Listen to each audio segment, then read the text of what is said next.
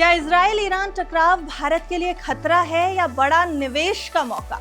अगर straight of Hormuz बंद हो गया है तो तेल की कीमतें क्या आसमान छू सकती हैं, महंगाई बढ़ सकती है और बाजार हिल सकता है।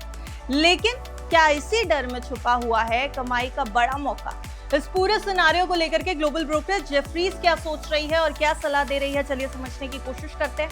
हेलो एंड वेलकम, आप देख रहे हैं गुड रिटर्न्स। मैं हूं आपके साथ अर्निमा द्विवेदी। मिडिल ईस्ट में इजराइल और ईरान के बीच बढ़ते तनाव के बीच ग्लोबल ब्रोकरेज फर्म जेफरीज ने कहा कि बाजार में आई घबराहट लंबी नहीं भी चल सकती है, यानी लॉन्ग टर्म वॉर का सिनारियो जेफरीज नहीं देख रही।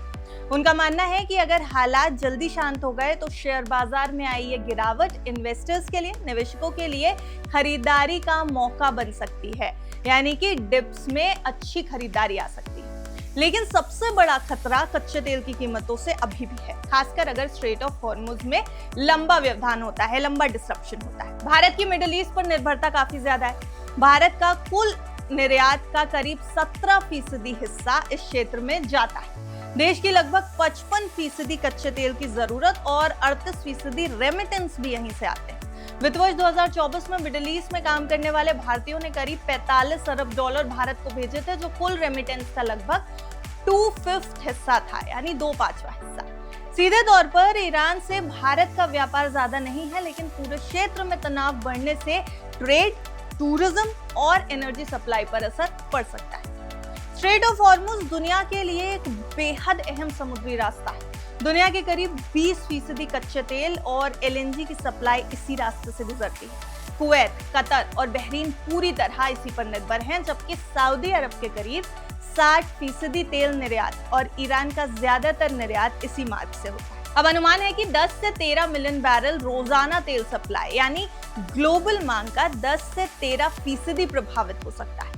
साथ ही करीब 15% वैश्विक एलएनजी सप्लाई पर भी असर पड़ेगा। भारत को रोजाना 2.5 से 2.7 मिलियन बैरल कच्चा तेल, यानी उसकी जरूरत का 50% से 60% इसी रास्ते से मिलता है। भारत की लगभग आधी एलएनजी भी इसी रास्ते से आती है। अगर तेल $80 प्रति बैरल से ऊपर लंबे समय तक रहता है तो सरकार को पेट्रोल डीजल के दाम बढ़ाने पड़ सकते हैं या फिर टैक्स कम करना पड़ सकता है, ये जेफरीज की राय। हर $10 की बढ़ोतरी से चालू खाते पर, यानी कि करेंट अकाउंट पर डेफिसिट पर करीब 35 बेसिस पॉइंट का असर पड़ सकता है, यानी सरकारी खजाने पर दबाव। अगर कीमतों का बोझ जनता पर डाला गया तो महंगाई 20 से 25 बेसिस पॉइंट तक बढ़ सकती है। इन्फ्लेशन रेट में इंक्रीज हो जाएगा।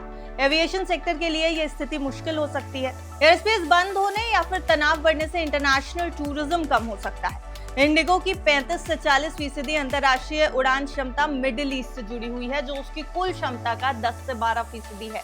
तेल महंगा होने से एटीएफ महंगा हो जाएगा, यानी एयर फ्यूल महंगा हो जाएगा और कंपनी के मुनाफे पर भी दबाव आएगा। एयरपोर्ट कंपनियां और ट्रैवल एजेंसीज भी प्रभावित हो सकती हैं।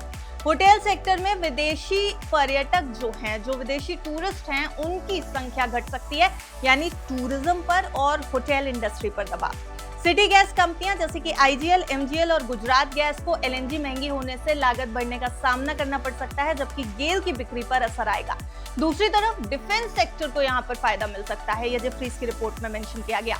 वित्त वर्ष 2026 में डिफेंस खर्च 18% बढ़ने का अनुमान है, जो पिछले 10 साल के औसत 6 और 8% से काफी ज्यादा है।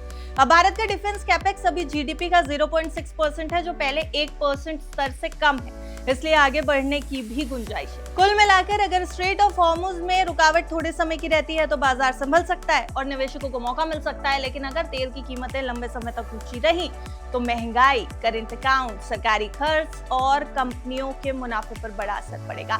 आने वाले दिनों में यही फैक्टर सबसे अहम रहेगा। जेफरीज ने इन सभी फैक्टर्स पर दांव लगाया है बाजार के उतार चढ़ाव को लेकर के, लेकिन हम आपको सलाह ये देंगे कि बाजार में कहीं भी दांव लगाने से पहले या किसी भी रिपोर्ट पर विश्वास करने से पहले फाइनेंशियल एडवाइजर की राय जरूरी है। देखते रहिए।